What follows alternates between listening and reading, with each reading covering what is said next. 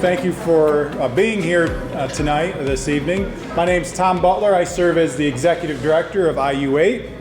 And I have had such a blast going around and talking to everyone. And you can't believe how much I have learned and how great this community is. When I say community, we have communities all over this four-county region, and it's awesome. The things I learned that you're doing beyond what we're going to talk about tonight is, I was just telling a group, I said, the stories that I hear are filling my soul. This is what we should do. This is how humans interact with each other. This is how we should be. Thank you for sharing all your stories with me as we started today. And I didn't get a chance to say hi to Karen. Hi, Karen. So tonight we're going to talk about what we've done over the last 2 years with our work with our PA STEM grant. But I want to go back a little bit just to give you a context of where we've been and where we want to go. This thing started, everybody, where we are today started, 7 or 8 years ago with Rita Buchheit stalking the Pittsburgh Penguin Foundation.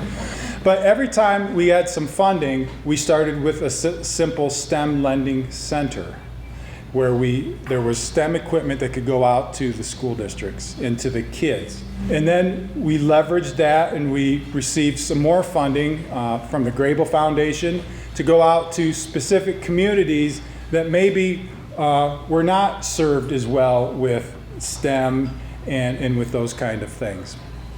And then, of course, we got involved and were a partner in creating a STEM ecosystem. And I think what we would like to see happen, and we've created a STEM ecosystem in the 4 areas. What's it called, Janelle? CSB2. CSB2, okay?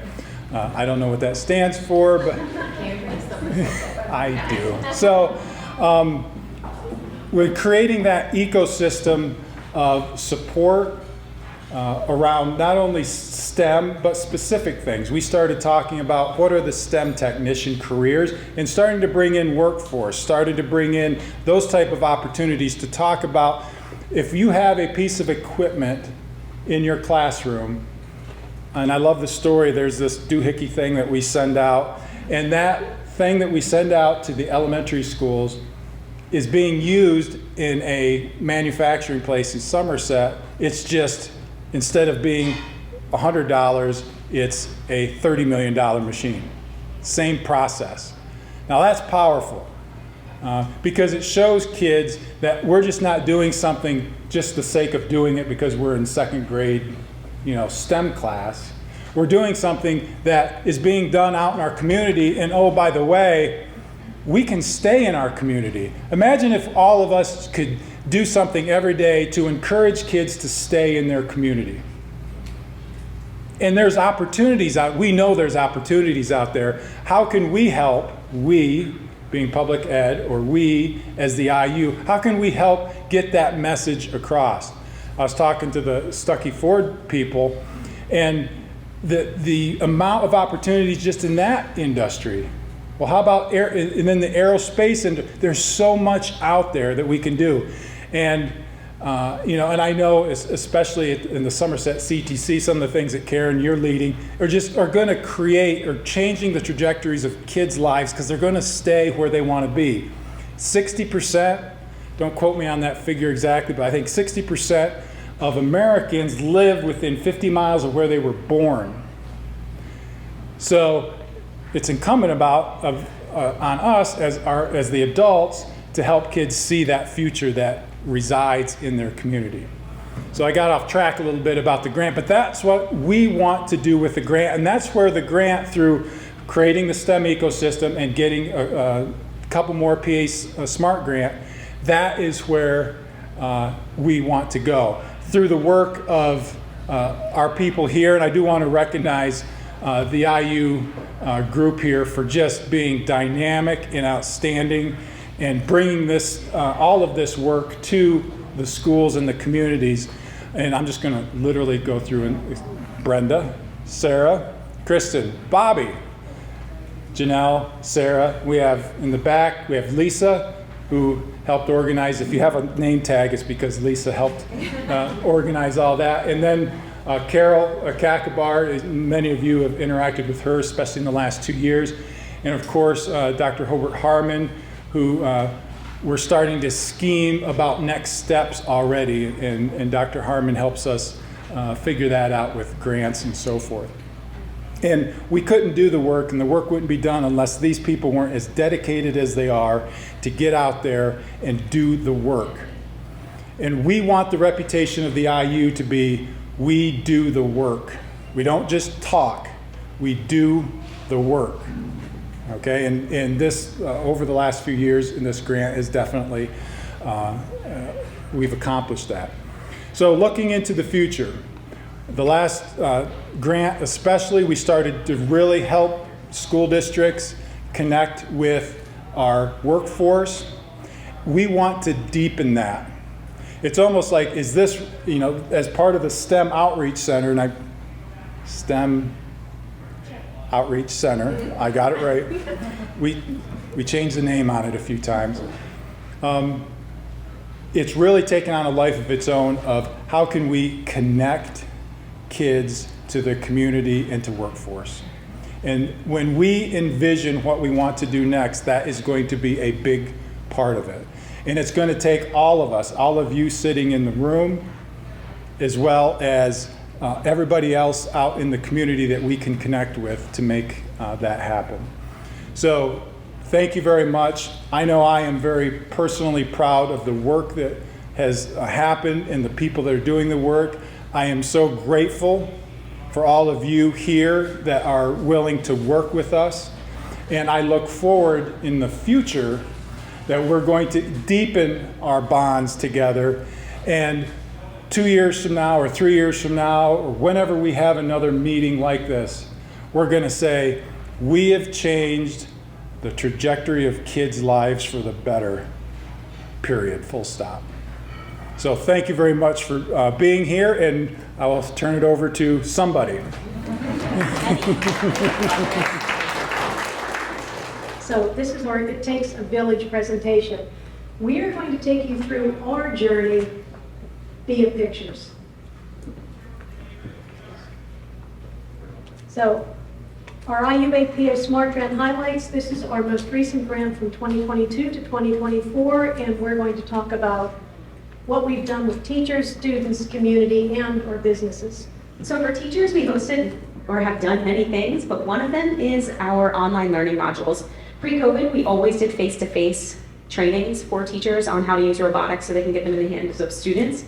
And since then, we realized we needed to have a virtual option, and we did not have it in time for the pandemic. So one of our first PA Smart grants, we started creating 10 of those, and then we created 11 more with this past grant, which just makes it accessible for teachers.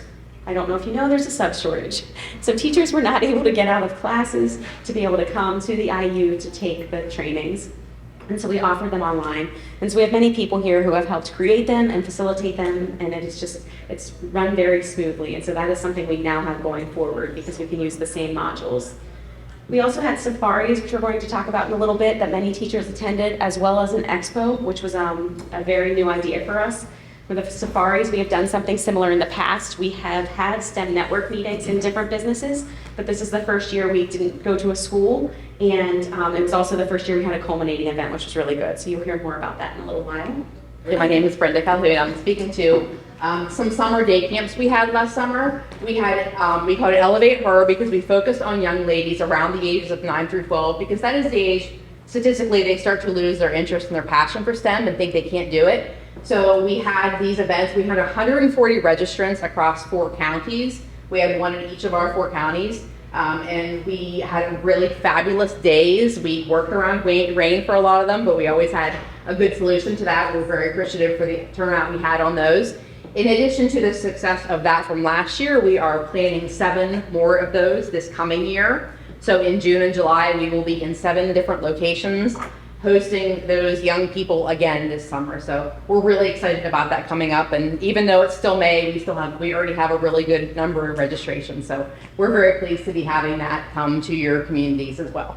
Another camp that is new this year is our drone camp. We have ACM professor who is retired military that is helping to run this camp. We have one per county, and we only open it up to 12 students per county, and we have filled all of those, 3 of those locations out of 4 already, and we only started advertising this about 2 weeks ago. And we just feel this is needed for our area. We need students that are interested in aerospace, right? There's a lot of industry in our area and revolving around aerospace. There's Knowlton in Johnstown for the airport. So that's actually where they will go take the drone pilot test, which they'll be able to do as soon as they complete the course. So we're excited to be able to offer them that, as well as they will get a drone. So if they want to start their own business, they'll be able to at the culmination of this course. So this is something we are super excited for this year, and it's new, and it's just one step in getting us where we want to go for the aerospace industry in our area. So hopefully we get another grant and we can develop this further. Sarah Cox, also known as Lego Lady. And that's what I'm going to talk to you about today.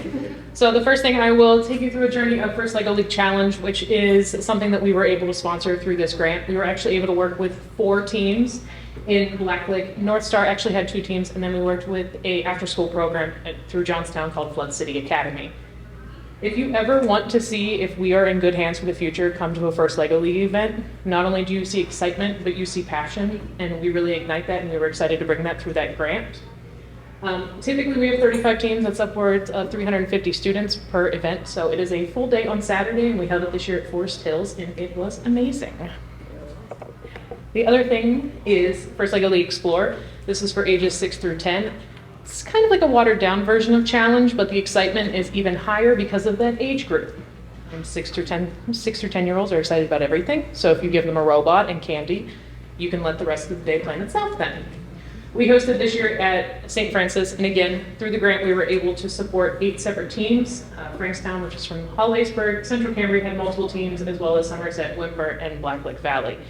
Again, you ever want to see if we're in good hands, please come to a First Lego League event. I can even give you a cape.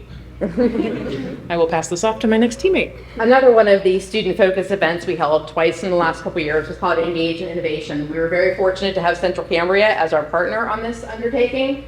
We had 120 students or so come to that location in December, and it is a competition that goes national. So the students who did really well at the local moved on to states, and then some of them continued on to nationals. And they will continue on again this year, actually the same group of kids. So a lot of innovative mindsets happening in our schools, and it was really heartwarming to see the energy that they brought with their invention, their idea. They explained their idea. Lots of the ideas are very socially friendly, so they're thinking about compassion and empathy and all those soft skills. So 3 of those students are going to Michigan in June to compete on that scale. So we're super excited to be able to uplift the kids who always have ideas. The ideas are sometimes a little bit shaky, but they work through the process and solidify them or adjust them and iterate, and that is part of the process. So that's another undertaking that we took in the last 2 years. I want to add something on to that because I was a judge at the state level. I didn't get to judge locally. But these kids are making amazing things. Like the one was all worried about security in their school. So if there was a lockdown drill, if something was hit, it automatically like securely locked the doors, locked the windows, blacked everything out. And that's just like one little idea. And obviously that was like, to me, it's not something I would have thought of, but I love that like they cared enough about the safety of their school that they wanted to make it better. So you will see there was a miscalculation when we originally applied for the grant, and our business manager caught it, so we had some extra funds. And since I have started, I have wanted a STEM van, and we now have one, and it was the fastest moving thing that has ever happened at the IU, I think. It was like one day Janelle came and she said, we're getting a van, and 2 weeks later it showed up and it was ugly and white, and then someone else found someone to wrap it. Dave Stoltz, our amazing maintenance, got it wrapped instantly. They even put my picture on the back and I didn't design it. Like all kinds of wins there. So we now have this van. If you see it in the community, stop and say hello. We also created these STEM Rocks camps, and they started actually 4 years ago, and we only had 8 of them our first year. The next year we went to 10. This year we're up to 15 events. And you will see that these kids are so excited. We just had one Saturday in Everett. They had Bloody Run Canoe Classic event, and they had lots of kids come through. And there was an autistic boy that sat there and played with Legos the entire time. So he didn't code, but he was still completely engaged and ready to participate. So you can just see that there are kids, young kids coding robots. There's a dad. This is what I love most about it. It's the intergenerational learning. It's the parents learning with their kids. It's the parents putting down their phone and playing with their kids. It's some of the best times to see that at STEM Rocks. So you can just see there's lots of different activities that happen at those, and we're just so excited with the growth of them. Because down here, my friend Brenda is working with a girl. We were at the Altoona Curve a couple weeks ago. But the amount of kids that are at the Altoona Curve and then come get some exposure to STEM tools is just incredible. And we have increased our numbers for outreach incredibly. Like when I started, I never worked with kids, but we get to work with them a lot now. And it's just so neat to get that perspective again. One of the neat things about STEM Rocks is we are going out to the community events. So we're not standing there hoping the kids come in the door. We know they're coming through. Sometimes they stop for 5 minutes, sometimes they stop for an hour. We were at the Somerset County Fair last year, which was a fun one because the kids who were there showing animals would come and then they would leave and then they would come back and then they would leave. So it's really neat to see them interested in coming back for the things that we do. And all of these it's not just coding, it's the Legos, it's the mag formers. Some of it is art, including Somerset County's Chalk the Block. That's another one that even though it's Chalk the Block, it's still very science friendly with our things. It's neat with this too because we promote our work on social media and we often get comments. Can you come to this festival? Can you come to this festival? Which is super exciting, a little scary sometimes, but it's really generating that interest with the STEM Rocks, especially with that amazing van, which was designed for short people to drive. So. Another undertaking we had this year was community cafes. We reached out to our wonderful friends at the public libraries. We're fortunate to have some of them with us here tonight. They worked with their close community members to bring in people working in the STEM industries and promote that work and that kind of knowledge and what brought them to that level of work.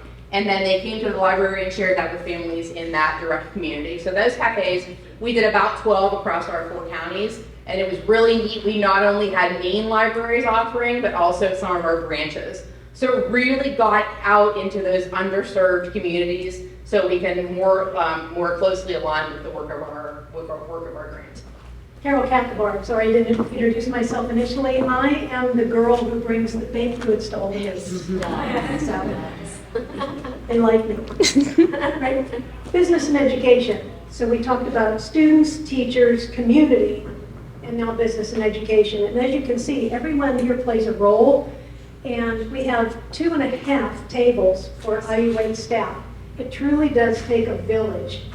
And everyone in here has had a role in what's going on up here in our journey through pictures. So we just keep expanding the village, making it bigger and bigger and bigger. So another activity that involved our educators as well as our workplaces was safaris. When we were writing the grant, Hobart said, we need something that doesn't sound like tour. What can we call it other than a tour? So we came up with safaris.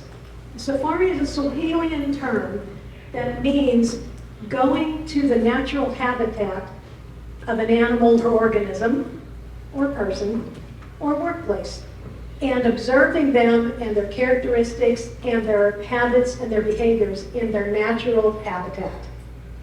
So you can't get any closer to going into a business and seeing what happens naturally in there than actually visiting the business. And we took teachers. Now, many of us have children, and we know our children go on tours. And there are a lot of workplace tours for the kids. But our teachers spend 7 to 8 hours a day with our children, and they don't know what's out there.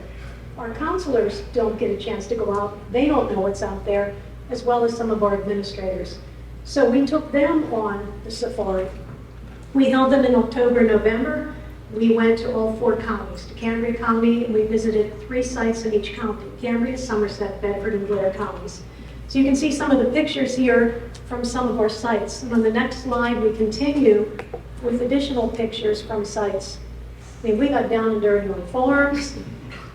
We were 3D printing. We were seeing Top Secret, these little robotic dogs running around, and they do bark.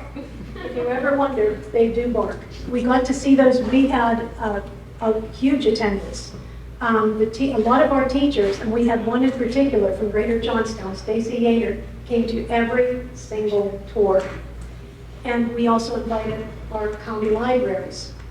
And I think we got the most input and the most benefit from inviting our library partners, because when they're purchasing books for their career-oriented sections and books they need for older students, they took a lot of input from the safaris and actually made contact with some of our safaris.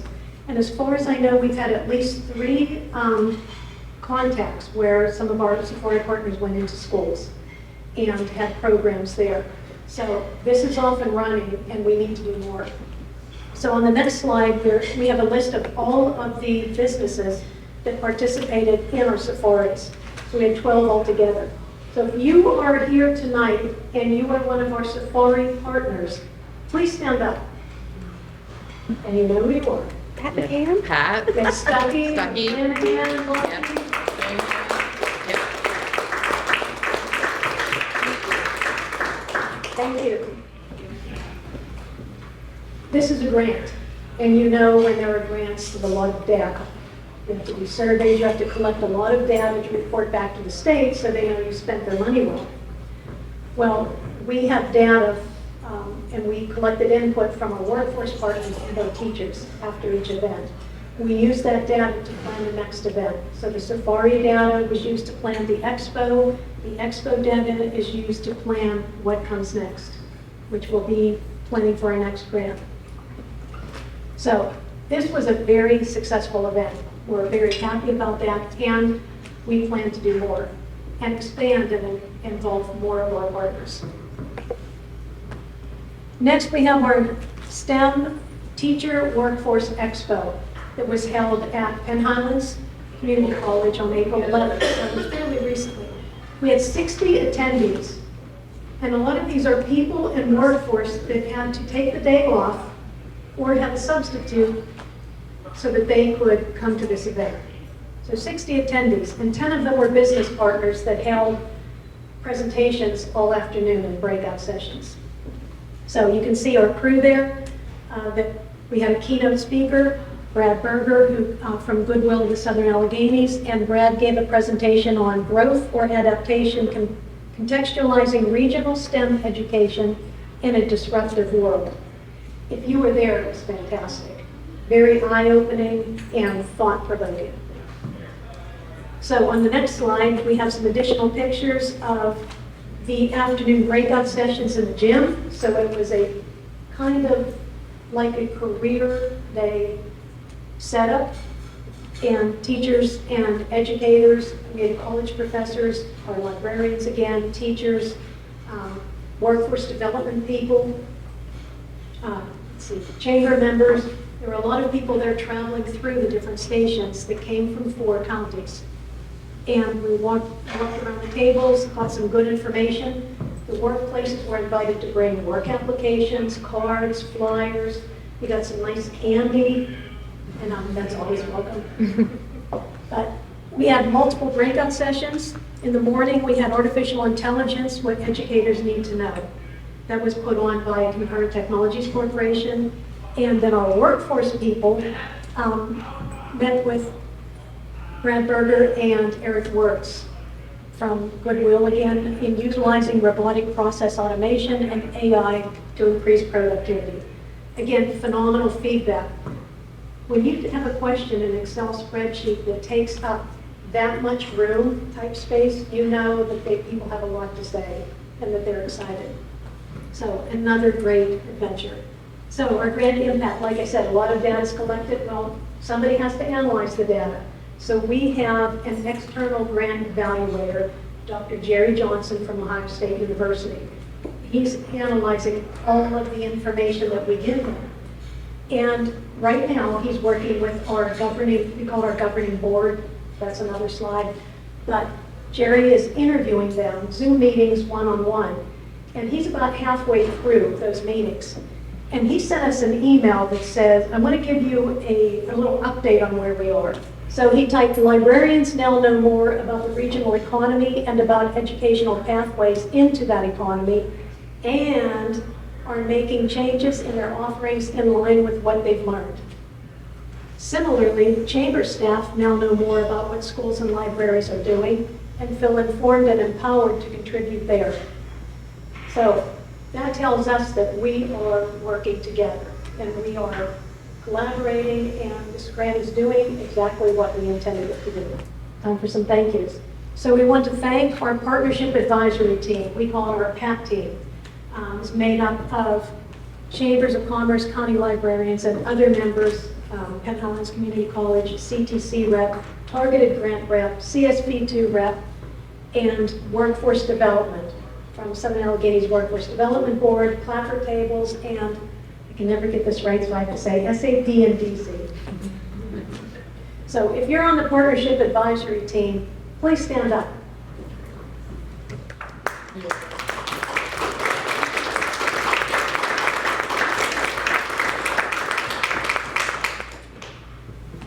And I am very happy to be able to announce that the president, CEOs of all 4 chambers of commerce are here tonight with us.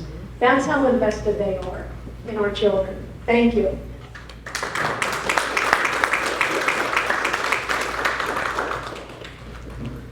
Okay, some more thanks. We need to thank Dr. Butler, our executive director, Jason McMillan, our business director, and Adrienne Hoffman, who's our STEM Rocks facilitator, all playing a big role in helping to keep us moving in the right direction and keep us legal and keep us spending within our limits, our set limits.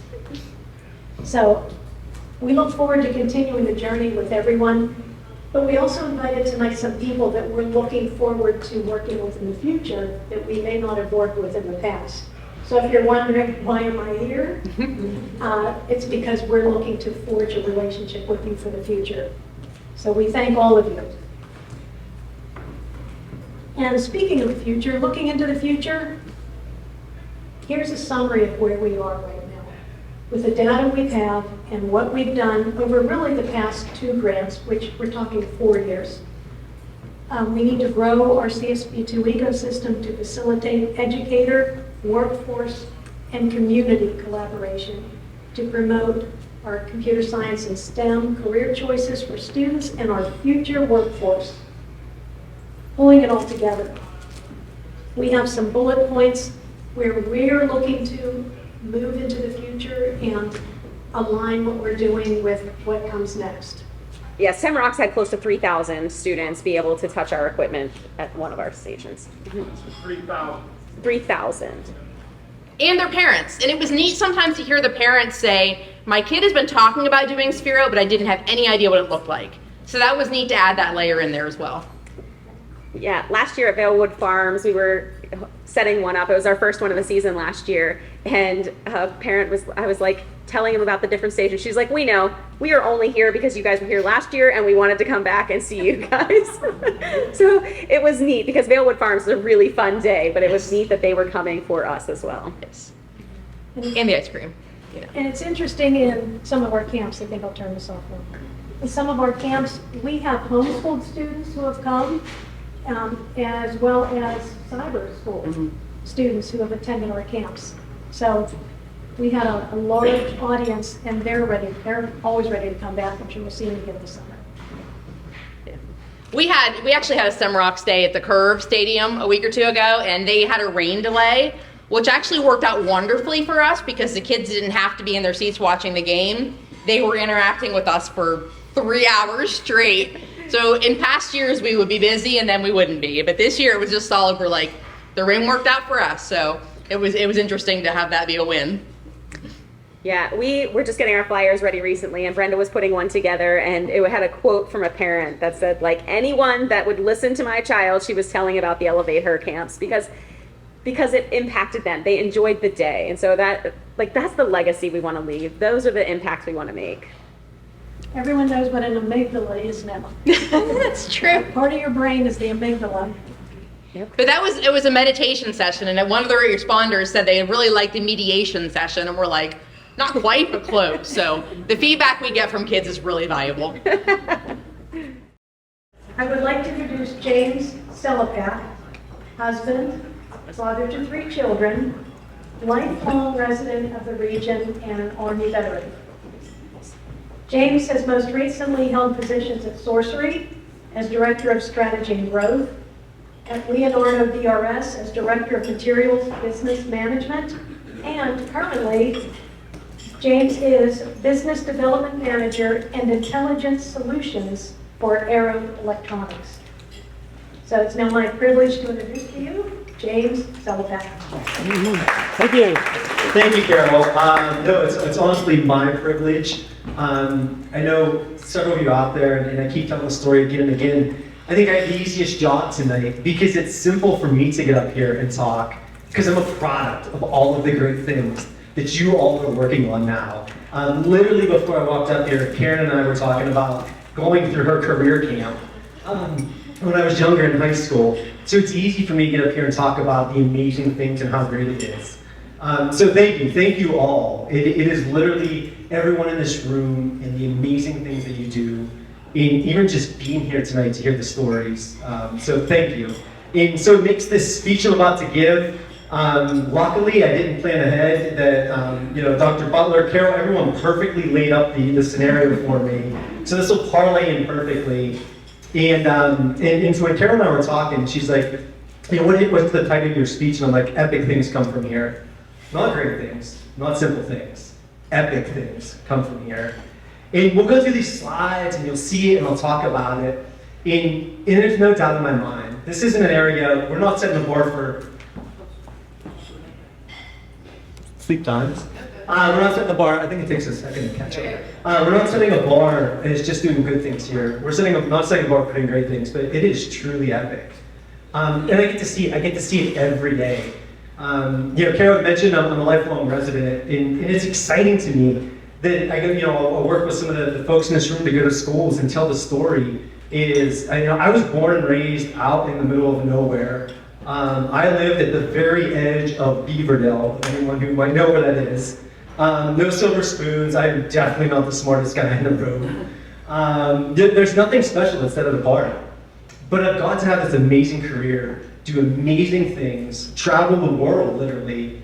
I travel the country, I get to work with companies, I get to work with, in my role now with Aero, I work with the Department of Defense and major systems integrators, providing technology solutions, and I've taken every step of that path from the area here. And so it's an easy story when I talk to students to say, well, what do you want to do? And I know Dr. Butler had mentioned, there's this terrible rumor out there where everyone's saying, to find a good job, you have to leave. If you want to do X, you got to go to Y. In every single day, I am here to fight that story to say, oh no, you can stay here to do it, and it's even more amazing, actually, if you stay here. Because there's so many great things here. I get on calls regularly when people with DC, and I love a discussion, and they'll say, where are you from? I'm like, I'm up in Pennsylvania, across the border. Typically, I try to use Bedford Springs as a landmark, because they all know where that's actually been there. And they're like, oh, why are you there? I'm like, because I get to live in the most beautiful place in the world. I've had jobs I've had to drive 20 some miles, it takes me 30 minutes. I can trust everyone, there's friends on every corner.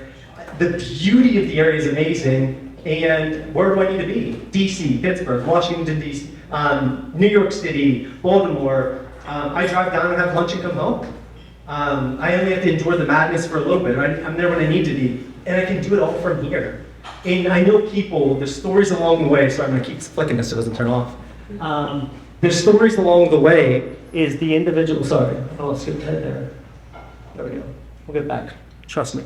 The individuals I talk to, the stories that I hear, the people from this area, and this is what we're gonna talk about, unveiling greatness, that is us here. That is why Epic comes from here, of where we are, is the stories of the individual who designed all of the kiosks in Amazon Go stores. She lives here. So the newest technologies, things going on in AI, you name it, it's all being done here. So the question is, to the students, I know that what most of you are focused on is, what do you want to do? Because I can almost guarantee you can do it from here, and I can promise you I have. I work now from a company out of Colorado, and I live I have a room with a view, man, that office view is amazing. And there's no traffic to get there. So it can all be done from here. So I'm gonna take you guys on a journey down through that. of, of our area and why Epic comes from this area. And I can tell you the other amazing thing to me is traveling around the country. Everywhere I go, somebody, somehow, some way is connected to this area. It is mind-blowing to me that all of a sudden I'm having dinner with someone in Las Vegas and they're like, oh, I'm from Johnstown. I'm like, yeah, sure, right. And I'm like, oh, really, what part? They're like, oh, I grew up on Luzerne Street. We used to walk down the street. I'm like, okay, fair enough. Fair enough. I'm in the Pentagon meeting undersecretaries of defense, and they're like, oh yeah, I'll be up in your area in Johnstown in a couple of weeks. My mom lives up there. And I'm like, what? Where are you from? And it happens again and again and again and again. And I think the reason that story happens so often is because so much greatness comes from this area. And I think the story isn't you need to leave to find a job. I think the story, and I know you all get it, is it's here, and actually being from here is one of the greatest gifts you could have, is being fortunate enough to be from here. And I'm sure you all hear it, you'll hear from employers, because the other thing I was going to mention is, and again, I'm sure that many of you have heard this in your past, is that when I talk to people also, and maybe this is how I run into the connection to our area, is I'm like, well, what brought you here? Like, you know, you're working for this company in Florida, like, why are you here? They're like, oh, once they found out where I was from, they hired me in an instant. Because they know the culture, the type of people and the work ethic that come from that area of Pennsylvania is second to none. And so they scoop us right up and they give us employment. So I think these stories of the success and the greatness and the connection to our area is really the story for us to be spreading. And I know all of you are, but I guess our objective is how do we amplify that story more. You don't have to leave to find a good job. You want to stay here, and you want to be able to work the good job from here and do the great things you want to do. So, hopefully this works. So let's start with the legacy of greatness, right? So, looking at our area, it is amazing what has come out of this general area. There's been generals, there are Medal of Honor winners, there are NFL stars, there's baseball stars, Pulitzer Prize winners, actors, actresses, you name it, you go down the list. They all reign from this general area. They've all come from one of the 4 counties that we're all representing. Everything that you could imagine across the board. So if we look at new technologies and patents, diplomats, even the director, I was just reading recently, the director of Home Alone and the first 2 Harry Potters, they're from Blair County. That's where Christopher Columbus comes from. Not saying Christopher Columbus. It comes from that area, right? So there's this story again and again and again of the success. And I would even point out most recently, some of you may have saw, there was an article about a young gentleman. It'll take me back to you guys heard it came from sorcery, so I know a little bit there. Kevin Wilson, an individual, so another story of greatness. The VA came out and said, we want someone to give us a solution of how AI can revolutionize the VA. Give us your best idea. And people across the country submitted ideas. And there was 10 finalists, including on that list, top Google engineers, top Amazon engineers, top Microsoft engineers. And near the top of that list was Kevin Wilson, born and raised in New Germany, right down the road here, that works for Sorcery, and he's one of the contending finalists for the new design for the VA and the implementation of AI. And it all comes from here. Same story, born here, raised here, went to college here, and now works here, supporting the DoD, supporting the great things from this area in Johnstown. So the legacy has been here, and I think one of the reasons it's continued is the pioneering spirit. So this area doesn't give up, right? The ability to adapt, to change, to think of things in new ways, to really take a look at the future ahead and say, how do we get there from here, is amazing. You can look at the examples, you know, the steel mills were here and they're no longer, but that doesn't mean that much like the rest of the Rust Belt, this area has withered away to nothing. It's actually quite the contrary. We're now leading ahead. We have we've taken one of the buildings and there's the Center for the Iron Arts. There's tons going on in the rec space across the 4-county area. I mentioned Bedford Springs. I think that's a beautiful example of, it was the heyday, and then it wasn't, but now it is literally the landmark. I can talk to anyone on the East Coast, and they tell me them and their family have done something at Bedford Springs because that was the premier place to go. And I think it's that continued story of this region's ability to adapt, to change, and look ahead and say, how do I keep growing? How do I monopolize what I have? How do I take the green space? How do I take the waterways? How do I take the rails to trails? How do I take all these great things and show people this is a great place to be? And it's not just to keep our people here, but all of a sudden attracting people from outside of the area. If you ever get a chance to do the downhill mountain biking trail, I recommend it to all of you. When you're down there, say hello to a few people and you will be amazed. There will be software startup CEOs from DC, Maryland, Virginia, all down there mountain biking. They come to Johnstown to mountain bike. And I think it's just one small example of the area that we all represent, that it's not just keeping the people here, but it's bringing them in. And I think it's the folks in this room, in the community, really that has had that ability to look ahead, to adapt, to change, not afraid to get our hands dirty, to take the mining industry and say, how do we also look at other possible alternatives? How do we monopolize our recreation space, make it a reason people want to be here and they want to do their jobs here and they want to work here remotely? She said she's going to send the slides on, so if you can't read this, that's quite okay. And it really just comes down to preparing for the future. And I think this gets to the adaptability and the change of our area and why it is so good. Because it's a constantly looking forward and saying, what's next? And not what's next, what's the next dream? What's the next step I take towards that dream? And I think that is what really sets this team apart, these people in this room, this area, is that no one just stands by. No one's gonna sit by and just let it happen. They're gonna take that step and keep driving forward, seeing how do we face the challenges ahead? Where do we need to be 1 year from now, 5 years from now, 10 years from now? What do we need to be doing to get this going? Much like the STEM ecosystem, we have to start somewhere, but we're gonna get momentum, and then it's gonna be huge, and it's gonna keep going, and it's gonna keep growing. And we know tomorrow we're not gonna have a solution, that's okay. And I go back to the simple example, if we look at the area, and again, you mentioned the aerospace and defense footprints, if we go back to it and think, it was one small wee little contract that Congressman Murtha at that time had brought to help the area recover from the shortage of the steel mills. And the story was, I'll help you get it started, but you gotta take it from here. And now look at it, look at where we are. There are several defense companies. I know that company has a huge footprint here in the area. There are several other companies that their only US-based operation is located in this general space. So if we look at it, it's not just, can we take it? How do we take it and keep going forward? We're not gonna have the solution tomorrow, but everyone here is constantly looking out saying, what's out ahead? What's ahead? What's ahead? And I think that really takes us to some of the stuff that's going on now with the program, with the IU8 and the STEM grants, is how do we prepare the students? How do we get them going now so that way in the future, they can be prepared, they can work from here and do those amazing jobs. And they're out there and we can do them from here, and there's 100 different examples of it. And it's possible for anyone. Like I said, I know a ton of stories of people in this area that have kind of gone through that path, have had that exposure, and now they're doing great things. And a lot of them in this area, and it's all because of what this area can provide.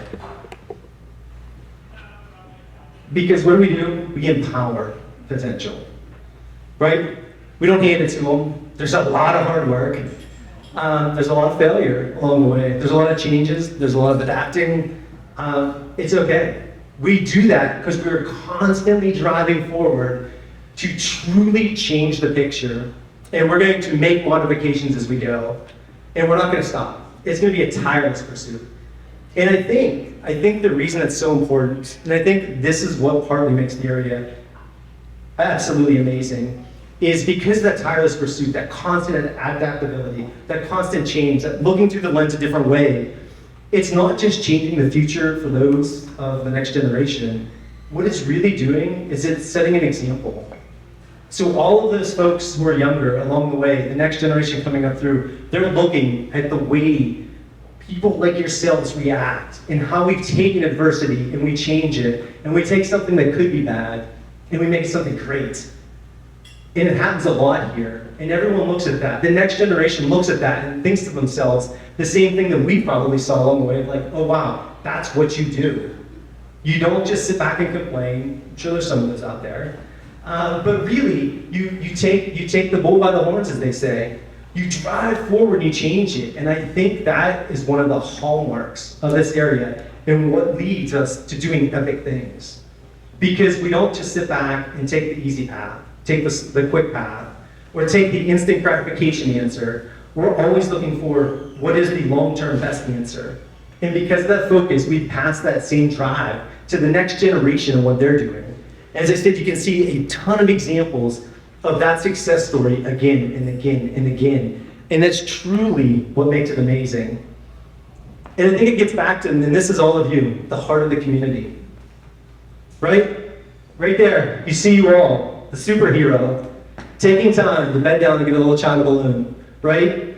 Because it's not just driving forward what makes this area amazing, it is the commitment of everyone here to that next generation. I mean, this room is clearly a concentration of folks who care about that, but you can see it every day. You go to any one of the schools, you go to any one of the businesses, excuse me, I think that some of the different meetings, the workforce development meetings, some of the other ones, you go to and you see the array of all of these businesses there, and they're not there because they plan to hire 6-year-olds and get away with child labor.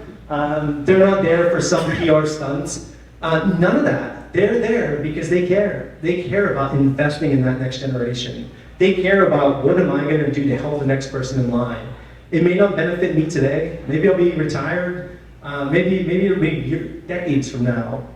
But that's okay. They're willing to make that investment. And I think that one of the things I'm most grateful for is being in this area that has created part of that culture that makes things epic, is because people much, much earlier than all of us had done the exact same thing. They had started that process to say, how do I benefit someone further down the line than me? And I think that you look at that and you talk about truly giving from one's inner self, that there's nothing to be gained for you today, but it's really looking forward to someone in the future saying, I'm doing this for them later on. I'm making Blair County, Cambridge County, Somerset County, Bedford County, I'm making it a better place because I want it to be fantastic for my grandchildren. I want it to be fantastic for my grandchildren's grandchildren. I'm not doing it because it's something for me to do today. I'm starting momentum. And I think that is the story, and that is the culture, and I think that is the care that the folks in this area have that truly takes it from greatness to epic. Because it's not just planning ahead. It's truly having that much care about the future generations and what we're doing to help them grow that has laid the foundation in the path for us to get where we are today, and for all of us to be able to replicate as role models to the generations below us. This is what we do. This is how we do it. Because we're a community and we care about each other. And I think that, I know it was mentioned about the silos, right? I think that's the perfect example. This isn't just this school district or this organization or this nonprofit or that county that says I have to do X, Y, and Z and that's what I have to do. But instead of that, because we're a community, we get together and say, we all got to do this. Let's do it better together. And how are we going to do it more amazing? And it's okay. It's okay. It's not about territory. It's not about me versus you. It's about us doing the right thing to do amazing things here. And that's not something you can replicate. That's not checking a box. That's not fulfilling a grant requirement. That is truly a community whose heart's in the right place to do some amazing things. And I think that as we talk about going down that path and we look ahead and we think about what's coming down the road, I think that embracing the road ahead and not spending our time looking in the rearview mirror and looking out ahead of what's coming out in the future is really what sparks that legacy of greatness. Because there's a constant look ahead. We don't rest on our laurels. Once it's fixed, we're looking for the next problem. Once it's fixed, we're trying to figure out when that's going to come apart, or when the culture's going to change, or when technology's going to change, or when the environment's going to change. We're figuring out what we have to do to adapt and go to that next step. And again, there's a million different examples out there. I talk about the recreation space. Long before we were completely embracing it, Bedford's pulling an REI, an outdoor company that's representative of spending your time outdoors as a business that we want to do. You think about the road ahead, and I think one of the best examples I always think of is, I was like, man, I kind of feel bad for places that don't have sheets. Like, they have that poor gas station experience. I kind of feel bad. Like, they don't know what it is. And I say that humorously because all of us, that is normal to us. And it's not because that is normally how gas stations operate. It's because someone was thinking ahead. How do I get ahead of this? How do I do something different? How do I get to a different place to do that? How do I create a different experience? And because they want to create that different experience, it's a literally multi-billion-dollar company. But I think that is the culture of what we have here, is looking ahead at the possibilities and saying, how together can we get there? And I know that IU8 is an example, and they can look across the different organizations, the different school districts. I think the expos that they had are great examples of, it's not about silos, it's about all of us being in it together and really looking into the heart of the community saying, how can we help to do great things? And that common question and that desire and that drive from deep inside of us is clearly evident. And I think that that's really the piece to me when I step back. And I know all of you in this room live it every single day. You see, these great things are happening. You see the numbers, you see the students, you see the things. But I think that once in a while, and hopefully it's the part I can help with, is when you detach and step back and look at what we're doing as a community for our current and all the future generations. It's all of a sudden, I hope that at some point you start to have a wow moment. It's like, wow, we are doing amazing things here. That we're truly creating an environment that students can be anything they want. Literally anything that they want. And they can be here in this area and be doing it. They can learn anything they want. You want to be in high school and learn to become a drone pilot? Okay, cool. Do you want to work for a company that builds drones? Yep, there's one of those down the road. You want to work for a military base that deploys the drones? Yep, got that too. So really, what do you want to do? Because if you tell us what you want to do, there's probably a spot here for you. And there's probably some amazing people here that are going to really help you to be able to do that. And I think that's the piece that takes us a step further, is it's not just, do I have an opportunity here, but I'm surrounded by people who want me to be successful in that. They're not checking a box, they have nothing to gain. They're doing it because that's what they want to do, to help you and to pass that torch along to the next generation. And I think that, let me go back one, because I had a call to action for all of you guys. So on there, as we look at the road ahead in embracing the infinite possibilities, is I think that that my call to action to everyone here is not like you all don't have enough to do, but I think that this gets back to detaching. We look at celebrate achievements, and I think that because it's so normal to so many folks in this room, and we don't get the chance to stand back and look at all of the amazing things that happen.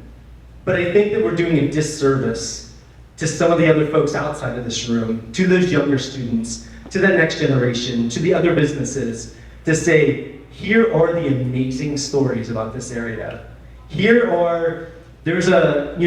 you know that conflict minerals and rare earth minerals, there's a concern because we're not going to be able to get them from China, but did you know that there's a company in Somerset County that's using acid mine drainage water to be able to pull those out of the water to be able to use? So if we go to war with China, Elon Musk may survive at Tesla because of the acid mine drainage here in a company in Somerset and their invention. It's a pretty amazing story. And there's 1,000,001 stories like that. I mentioned, the Rockies, the Congress, these different businesses, the New Pig, there are so many of them out there. And these companies doing great things in our area, and there are so many people in this area that are doing amazing things. And there's a ton of stories to share and to tell. And I think that that's when I said a call to action. I think, it's hard, everyone's in it every day. Everyone's living it day in, day out. Excuse me.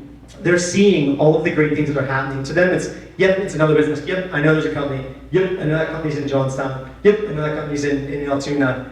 It's taking that second to step back and say, how do we spread that story on so that it's not, you have to leave to get a job.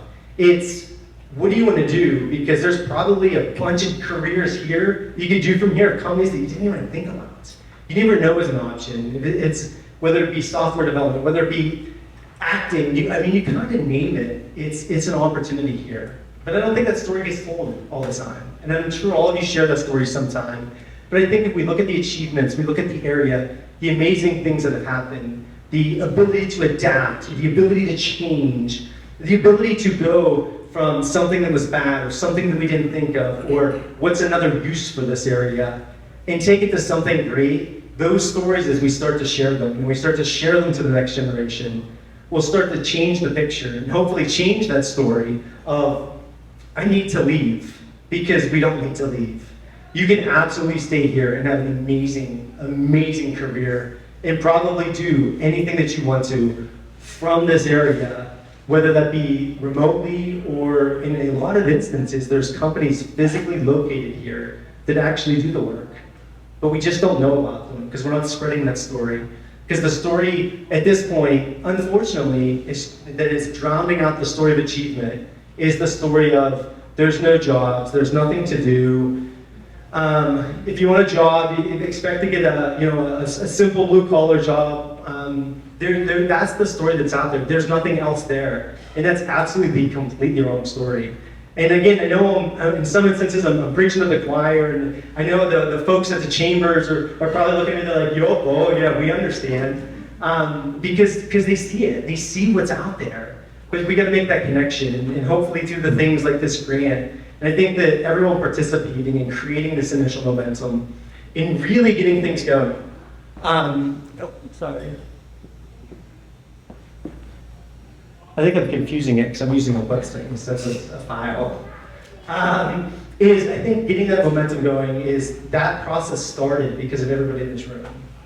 And that's what got this going, and that's what's creating these workshops. That's what's creating the interest in STEM. That's what's creating the industry tours to know these businesses are out there. And as we continue this process of growing it and doing more and more, it's not necessarily that there are great things happening, but it's also connecting the dots with folks so they can actually start to see those great things. So these students can know that that's out there, so they know those options are out there.